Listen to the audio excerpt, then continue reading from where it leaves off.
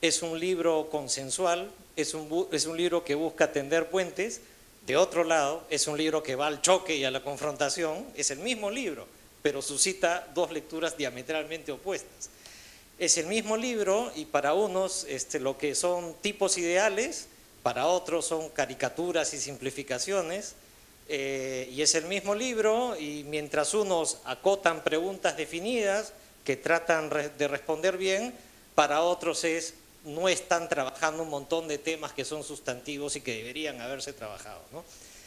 Y ese debate digamos, es un debate que recorre, digamos, toda la academia en América Latina, ¿no? Y hemos estado conversando sobre esos problemas de diálogo entre dos maneras de entender el ejercicio académico y profesional y tradiciones intelectuales de las que se han nutrido nuestros países, ¿no? Y quisiera que comentemos cómo lidiar, digamos, con estas diferencias y cómo lograr un diálogo más productivo, digamos, en estos enfoques, ¿no?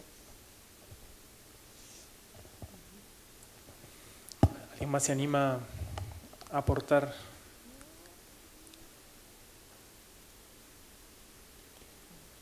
A la esquina, por favor.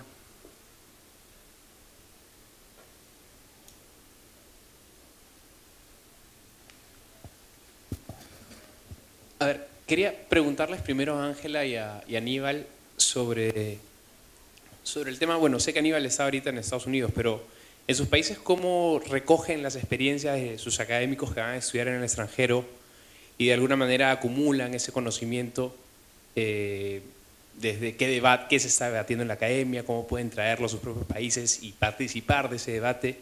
Y también cómo evitan esos extremos, ¿no? Entre un punto caer en el extremo del debate metodológico que no te guía a ninguna pregunta, o sea, que no te va a ayudar a responder ninguna pregunta significativa, ¿no? Entonces, ¿cómo acumulan ese conocimiento ustedes dos?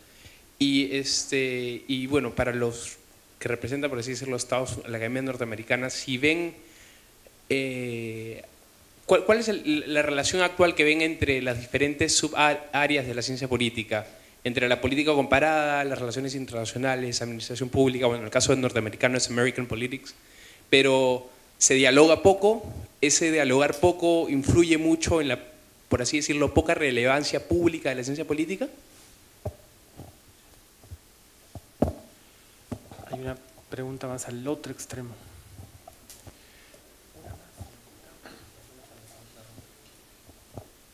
Hola, yo lo que quería preguntar era acerca de cuál es la diferencia entre política comparada y método comparado. O sea, creo que hay varios trabajos en lo que se dicen comparados, pero no siempre utilizan el método. Entonces quería preguntarles cómo esto varía en el sur y en el norte, ¿no? Y claro, dirijo esta pregunta para todo el panel, no pienso en que me responda alguien específicamente.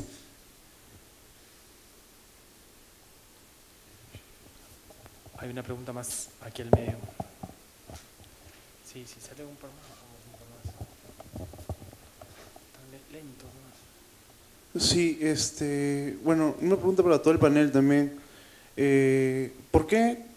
Bueno, si es que habría una razón o un factor que haya determinado la senda por la cual ha venido manejándose últimamente el debate metodológico en Estados Unidos, ¿por qué ese debate no se ha trasladado a la academia peruana? ¿Y cuáles podrían ser los factores, si es que esto se debe a una tradición, como dicen algunos politólogos peruanos o estudiosos de la política peruana, una tradición ideologizada? Esto se debe pues a que se usan teorías de largo alcance o teorías muy vastas, como estoy leyendo en el libro presentado ayer. Bueno, más o menos, ¿cómo se podría explicar pues la ausencia de un debate metodológico claro, conciso en Perú, ¿no? Eso se debe a las deficiencias de las universidades, de los mallas curriculares, de la influencia del derecho o de la influencia de esta tradición ideologizada. Nada más. Tenemos dos preguntas más, perfecto. Una pregunta, una pregunta que me surgía a partir de la reflexión que mencionaban los panelistas con respecto a la academia en Estados Unidos y la academia en América Latina. Me hizo recordar bastante, por ejemplo, las diferencias que pude ver en lo que fue la LACIP en Buenos Aires y lo que fue el LASA en Toronto, ¿no? O sea, por un lado me despertó bastante una reflexión que una vez mencionó Eduardo Darrián, que era que él mismo decía que cuando estaba en Estados Unidos se sentía bastante heterodoxo, pluralista, pero cuando llegaba a Perú se sentía el más ortodoxo porque pedía métodos, etcétera, ¿no? Entonces, en ese sentido, algo parecido sentí más o menos en la diferencia entre ALACIP y LASA, ¿no? En ALACIP somos latinoamericanos, estudiando América Latina, pero habían muchas mesas donde se discutía qué era ser de izquierda en estos tiempos, o cómo estudiar la política desde la izquierda o desde la derecha, pero cuando en LASA, sin embargo, la pregunta era ya, esto de izquierda a derecha, ¿cuáles son tus variables? ¿Cómo lo operacionalizas? ¿Cuál es tu variable independiente? ¿Cuáles son tus casos? Etcétera. Entonces, mi reflexión, tomando en cuenta un poco a ALACIP y LASA, es para el panel, cómo lograr una especie de balance entre estas dos formas de ver América Latina, ¿no? O sea, por un lado, con un componente ideológico fuerte y por otro lado, con un componente metodológico bastante fuerte que de repente podría estar dejando temas fundamentales del debate latinoamericano, ¿no? Solo un pequeño ejemplo, por ejemplo, en ALACIP, en una mesa sobre Brasil y Argentina, un brasileño y un argentino se quedaron peleando hasta el final de la mesa sobre que la derecha brasileña no era igual a la derecha argentina, ¿no?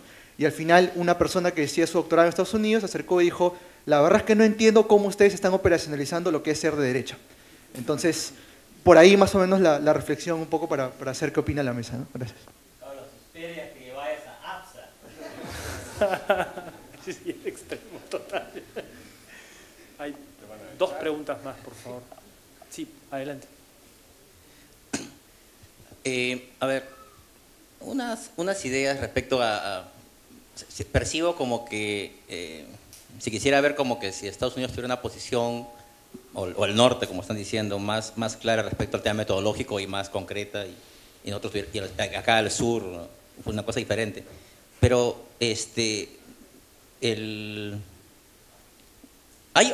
dentro del mismo Estados Unidos hay una serie de debates, ¿no? Metodológicos fuertes, ¿no? De repente podría, no sé si comentar, alguno de las mesas que tiene conocimiento respecto a este grupo de universidades que trabaja el tema EITM, ¿no? Y ITM, ¿no? Que es Empirical Implications of Theoretical Models, ¿no? Que es una asociación de UCLA, Berkeley, Harvard, Duke, Michigan, ¿no? Donde están tratando de mezclar justamente estas miradas, ¿no? Viendo,